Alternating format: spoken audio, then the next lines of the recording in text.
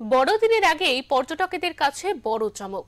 লাটাগুড়ির পর্যটকদের জন্য মূর্তি নদীর উপর নতুন সেতু নির্মাণের কাজ প্রায় শেষের পথে। গরুমারা জাতীয় উদ্যানে ঠিক বুক চিরে বয়ে যায় পাহাড়ি নদী মূর্তি। সেই মূর্তি নদীর উপর তৈরি হয়েছে নতুন সেতু, যে সেতু প্রবেশ করেছে গভীর জঙ্গলে।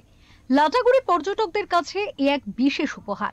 এই সেতু লাটাগুড়িকে আকর্ষণীয় করে তুলেছে আরো বহুগুণ।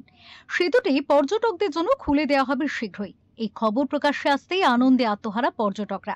যে ওয়াচ টাওয়ারটা, সেই ওয়াচ টাওয়ারটা এখন ভিজিটিং এর বাইরে চলে গেছে, আমরা ওটা ভিজিট করতে পারি না। আর ওই জায়গার ফরেস্টটা হচ্ছে সব থেকে ডেন্স গরুমারার মধ্যে, এই রোড সাইডটা। সেই রোড সাইডটা আমরা সবাই একসময় এনজয় করতে আসতাম। আমি হয়তো বিগত 15 বছর ধরে আসছি, কিন্তু এই ব্রিজটা বন্ধ হয়ে যাওয়ার জন্য, ওই রাস্তাটা বন্ধ হওয়ার জন্য আমরা যা মিস করছি সেটা এখন ধারণার বাইরে। মানে দ্রুত চালু হলে কি সুবিধা হবে? বিশাল সুবিধা হবে। কি চান আপনারা পর্যটক হিসেবে? অবশ্যই চাই, কারণ এখনকার মানে যারা গরুমারা ফ্লাইওভার হওয়ার পর থেকে তারপর লোকজন প্রপার জঙ্গলটা এনজয় করার জন্য এখানে আসতো। এই বিটটার মধ্যে দিয়ে যে পাতলা রাস্তাটা, সেটা এনজয় করতো। স্থানীয় মানুষ ও পর্যটন শিল্পের সঙ্গে জড়িত ডুয়ার্সবাসী। এই সেতু কয়েক বছর বন্ধ করার ফলে সমস্যায় পড়েছিলেন স্থানীয় মানুষেরা, পাশাপাশি বঞ্চিত হয়েছেন দেশ বিদেশের পর্যটকরা।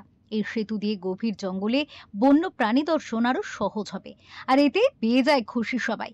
তাই আসন্ন বড়দিনের ছুটিতে ডুয়ার্স জুড়ে উপচে পড়তে চলা ভিড়ের কথা মাথায় রেখে খুব শীঘ্রই এই সেতু খুলতে চলেছে বলে জানা গিয়েছে।